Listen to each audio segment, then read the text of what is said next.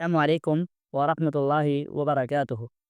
إن الحمد لله نحمده ونستعينه. من يهده الله فلا مضل له، ومن يضلله فلا هادي له. وأشهد أن لا إله إلا الله وحده لا شريك له، وأن محمدا عبده ورسوله. أما بعد، فأعوذ بالله من الشيطان الرجيم. قل إن صلاتي ونسكي ومحياي ومماتي للہ رب العالمین۔ برادران اسلام، آج کے اس مختصر سے درس میں جو موضوع لے کر آپ لوگوں کی خدمت میں حاضر ہوا ہوں، وہ عنوان ہے قربانی سے راہ فرار اختیار کرنے والوں کے نام ایک اہم پیغام۔ ہر سال عید قربا کے نزدیک بعض لوگوں کی طرف سے قربانی پر طرح طرح کے اعتراضات لگائے جاتے ہیں۔ کبھی کہا جاتا ہے کہ قربانی جانوروں پر ظلم ہے، قربانی سے جانوروں کی نسل کشی ہوتی ہے، قربانی کرنے کی کوئی فضیلت نہیں ہے، قربانی کرنا فرض نہیں ہے، اس سے تو کہیں بہتر ہے کہ انسان قربانی کے پیسے جانوروں پر ضائع کرنے کے بجائے کسی غریب کی مدد کرے۔ اور یہ ان سے ملتے جلتے بیسیوں اعتراض کر کے اسلام کے اس شعار کو ختم کرنے کی ناپاک سازشیں کرتے ہیں۔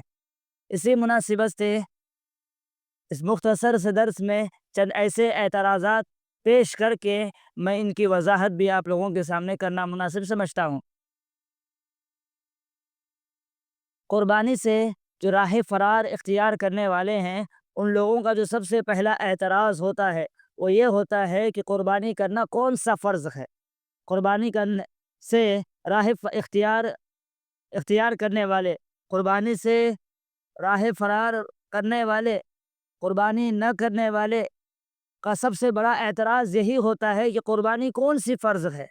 اس لیے کہ قربانی نہ بھی کی جائے تو اس لیے کوئی حج والی بات نہیں۔ اگرچہ صورت مسئلہ میں علماء امت کا اختلاف موجود ہے، مگر ایسی صورت میں حال میں ہمارا موقف یہ ہے کہ ہر صاحب استطاعت شخص پر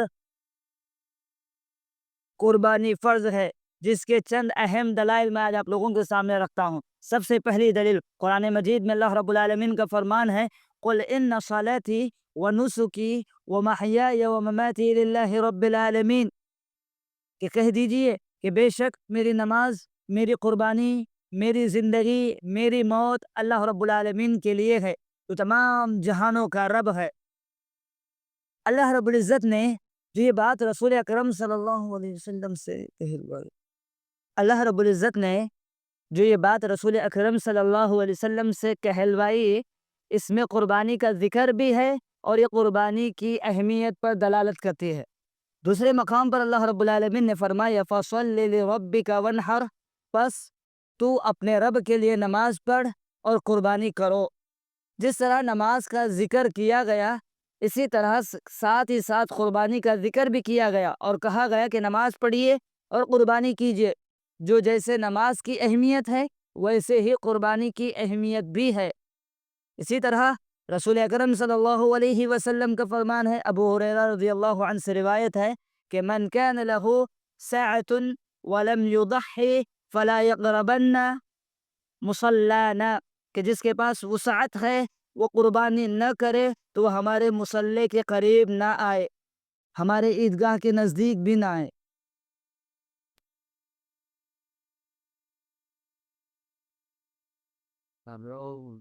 کیا مقروض شخص قربانی کر سکتا ہے؟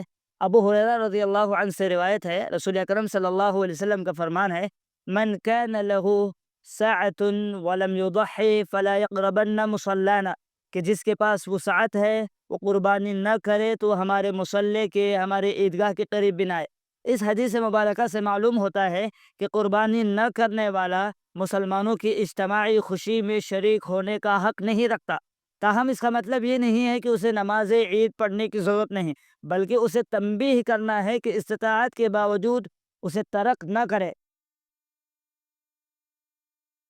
شریعت اسلامیہ میں تلاشی بسیار کے باوجود ہمیں ایسی کوئی دلیل نہیں ملی جس سے یہ ثابت ہوتا ہے کہ مقروض شخص قربانی نہیں کر سکتا یا قرض لے کر قربانی نہیں کی جا سکتی۔ البتہ یہ ضرور ہے کہ قرض لینے کے بعد اسے جلد از جلد اتارنے کی کوشش کرنی چاہیے، کیونکہ قرض سے متعلق رسول اکرم صلی اللہ علیہ وسلم کے شدید بیانات موجود ہے۔ قرض کے متعلق اس قدر وعید شدید کے باوجود اس کا ہرگز یہ مطلب نہیں ہے کہ اگر مقروض شخص قربانی کرے گا تو اس کی قربانی قبول نہیں ہوگی، بلکہ قربانی ایک ایسی عبادت ہے جس پر رسول اکرم صلی اللہ علیہ وسلم نے فرمایا اور اس کے متعلق امت کو بہت ترغیب دلائی ہے۔ پھر قرض کے دو اقسام ہے۔ ایک قرض وہ ہوتا ہے جو کاروبار کے لیے لیا جاتا ہے، اس قسم کے قرض میں آئی چلائی ہوتی رہتی ہے، لہذا اس قسم کا قرض قربانی میں رکاوٹ نہیں بننا چاہیے۔ دوسرا قرض وہ ہے جو گھریلو ضروریات کے لیے لیا جاتا ہے، وہ قرض خواہ کسی طرف سے اسے پابند نہیں کیا گیا ہو اسے فوراً ادا کیا جائے، بلکہ اس کی طرف سے ڈیل ہوتی ہے، جب استطاعت ہو تو اسے ادا کر دیا جائے۔ یہ قربانی کے لیے رکاوٹ کا باعث نہیں ہونا چاہیے۔ ہمارے رجحان کے مطابق اگر مقروض شخص قربانی جیسی عبادت کے ذریعے اللہ کا قرب حاصل کر سکتا ہے تو اسے ضرور ایسا کرنا چاہیے۔ ممکن ہے کہ اللہ رب العالمین اس کے لیے اپنے غیب کے خزانے سے اس کے قرض کے اتارنے کی کوئی سبیل راستہ پیدا فرمائے، واللہ عالم۔ ایک اور مسئلہ ہے، کیا قرض لے کر قربانی کی جا سکتی ہے؟ اگر بر وقت کسی کے پاس پیسے نہ ہو لیکن کچھ ہی دنوں میں پیسوں کے ملنے اور قرض کو بآسانی ادا کرنے کی اسے امید ہو تو قرض لے کر قربانی کر لینے میں کوئی حرج نہیں ہے۔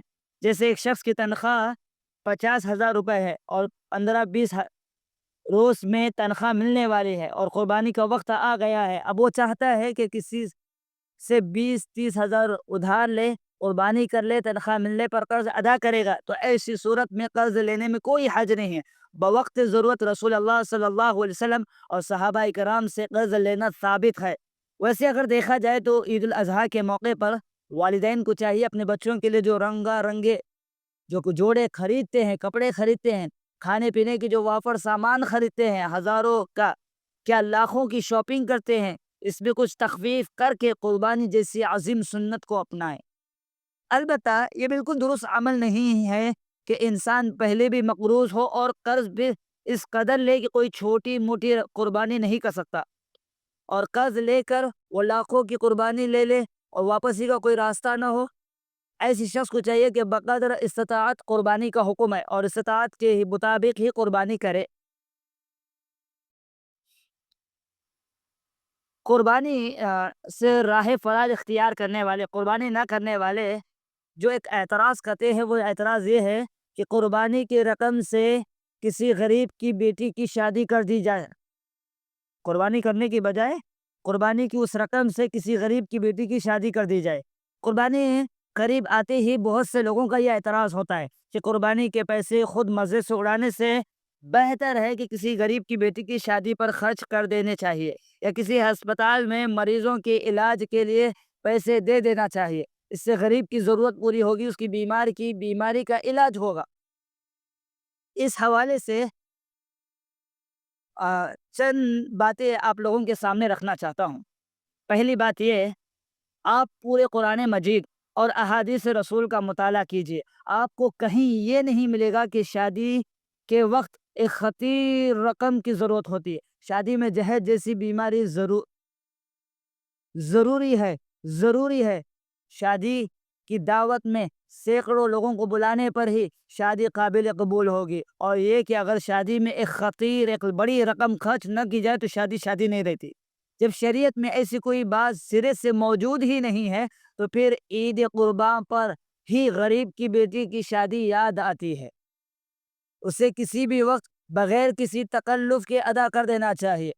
دوسری بات، قربانی ایک مستقل عبادت ہے، کوئی بھی دوسرا عمل اس کا متبادل نہیں بن سکتا، لہٰذا یہ کہنا کہ اس کی جگہ کسی غریب کے ساتھ بھلائی کر دیتے ہیں تو یہ عمل عہد نبوی اور صحابہ سے بالکل بھی ثابت نہیں ہے۔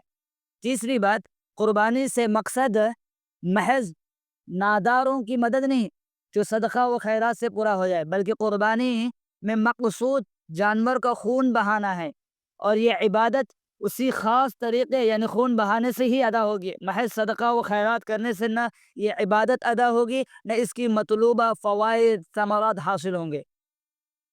ورنہ رسول اللہ صلی اللہ علیہ وسلم اور صحابہ کرام کے دور میں غربت، افلاس دور حاضر کی نسبت زیادہ تھی۔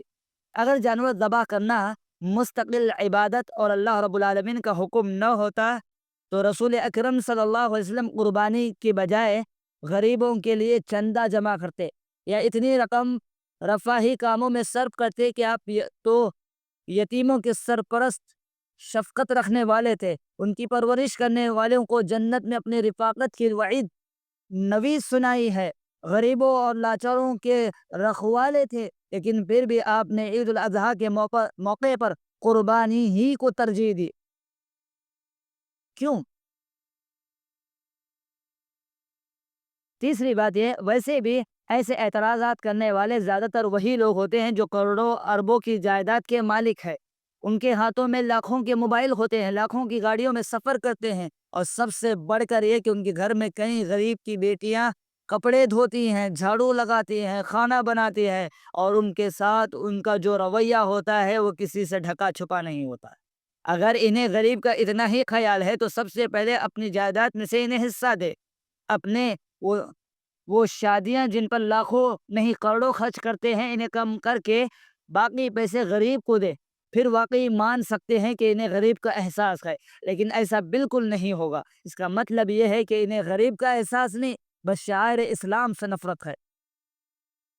چوتھی بات یہ وہ لوگ ہیں جو دین اسلام کے شعار کے موقع پر چلاتے ہیں۔ کیا کبھی اس قسم کا کوئی مخلصانہ تحریک انہوں نے happy new year, Valentine day کے موقع پر چلائی؟ شادی اور غمی کے موقع پر خود ساختہ رسومات پر خرچ کرتے ہوئے غریب یاد آتا ہے؟ کبھی یاد نہیں آتا۔ ہمارے معاشرے میں شادی بیاہ پر کیا کچھ نہیں لٹایا جاتا، غیروں کے تہواروں پر کیسی کیسی پارٹیوں کا اہتمام ہوتا ہے، لیکن اس مالیاتی اسراف پر کسی تاریخ خیال کو آج تو کوئی تکلیف نہ ہوئی اور نہ اس کے خلاف ان کے یہاں تحریک اٹھانے کی نوبت آئی۔ ان مواقع پر غریب کی عید کے پلے کارڈ اٹھائے ہوئے ان کو آپ نے کبھی نہیں دیکھا ہوگا، تو پھر شاعر اللہ کو تو کم از کم معاف کیجئے۔ یہ تمہاری عقل سے بلند اور بہت بلند ایک چیز ہے، اس کو دمڑیوں سے ماپنے کی بات خدا را مت کرو اور غریب کے لیے جھوٹی صدا مت لگاؤ۔ قربانی سے بھاگنے والے، قربانی نہ کرنے والے ایک اعتراض یہ کرتے ہیں کہ جانوروں کی قربانی جانوروں پر ظلم اور بے رحم اور سنگ دلی کی علامت ہے۔ کچھ اعتراض کرنے والے اعتراض کرتے ہیں کہ عید قربا پر کروڑوں جانوروں کو ذبح کیا جاتا ہے، یہ جانوروں پر بے رحمی ہے، جبکہ اللہ رب العالمین رحم کرنے والے ہیں اور رحم ہی کو پسند کرتے ہیں، تو پھر اتنے سارے جانوروں کو بے رحمی کے ساتھ ذبح کیوں کیا جاتا ہے؟ اس سلسلے میں دو تین باتیں آپ لوگوں کے سامنے رکھنا چاہتا ہوں۔ کیا ہم نہیں دیکھتے کہ ہوا میں بعض شکرے، گدھ، طرح طرح کے جانور موجود ہیں جن کی خوراک اللہ رب العالمین نے غریب پرندوں ہی کو بنایا ہے؟ وہ صرف غریب جانوروں کا گوشت ہی کھاتے ہیں، گھاس اور عمدہ سے عمدہ میوے اور اس قسم کی کوئی چیز نہیں کھاتے۔ پھر پانی کی طرف دیکھیے، اس میں بھی کس قدر خونخوار جانور موجود ہے، بڑی بڑی مچھلیاں ہیں، ان سب کا لقمہ اللہ رب العالمین نے چھوٹے چھوٹے آبی جانوروں کو بنایا ہے۔ یہ بڑے بڑے مچھلیاں چھوٹے چھوٹے مچھلیوں کو کھاتی ہے، بلکہ بعض مچھلیاں قطب شمالی سے قطب جنوب تک شکار کے لیے جاتی ہے۔ پھر ایک اور قدرتی نظارہ سطح زمین پر دیکھنے میں آتا ہے، چونٹی کھانے والے جانور کیسے زبان نکالے پڑے رہتے ہیں۔ جب بہت سی چونٹیاں ان کی زبان کی شیرنی کی وجہ سے ان کی زبان پر چڑھ جاتی ہے تو جھٹ سے زبان کھینچ کر سب کو نگل جاتے ہیں۔ مکڑی مکھیوں کا شکار کرتی ہے، بندروں کو چیتا مار کھاتا ہے، بھیڑیے تیندووں کی غذا جو مقرر ہے وہ سب کو معلوم ہے، بلی کس طرح چوہوں کو پکڑ کر ہلاک کرتی ہے سب کو معلوم ہے، جنگل میں شیر جو باقی جانوروں سے اعلیٰ اور اشرف ہے، اس کی خوراک اللہ رب العالمین نے ادنا جانوروں ہی کو بنایا ہے۔ جنگل کا شیر اپنے سے ادنا جانوروں ہی کا شکار کرتا ہے، تو کیا انسان جو اشرف المخلوقات ہے وہ 20 جانوروں میں سب سے صرف چند اقسام کے جانور ذبح کر کے نہیں کھا سکتا؟ ہمارے ملک میں صرف عید قربا پر ہی جانور ذبح نہیں ہوتے، ہر روز کروڑوں کے اعتبار سے مرغیاں ذبح ہوتی ہے، جن سے برگر شورما تک، ٹکا، کباب بنتے ہیں، کبھی کسی نے اس پر اعتراض نہیں کیا ان مرغیوں کو ذبح نہ کیا جائے، یہ بھی اللہ کی مخلوق ہے۔ اصل مسئلہ جانوروں پر رحم نہیں بلکہ قربانی سے راہ فرار اختیار کرنے کے بہانے ہیں۔ آج جب کہ سائنس سے یہ بات ثابت ہو چکی ہے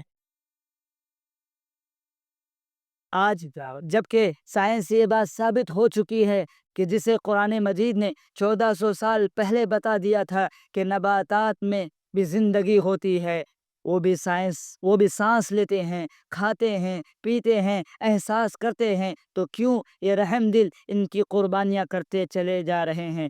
اپنی آسائش کے لیے انہیں کاٹا جا رہا ہے، جنگل کے جنگل صاف کیے جا رہے ہیں، کیا یہ ظلم نہیں ہے؟ آپ ایک مخلوق کو قربان کر رہے ہیں اپنی آسائش کے لیے، بنا اس مخلوق کے رب کی اجازت کے، اور ہم ایک مخلوق کو قربان کر رہے ہیں لیکن اپنی آسائش کے لیے نہیں بلکہ اس مخلوق کو پیدا کرنے والے کے حکم سے اور اس کی اجازت سے۔ بس فرق یہ ہے کہ آپ جاندار غیر معاشی قربان کر رہے ہیں اور ہم جاندار معاشی۔ بتائیے ظالم کون ہے؟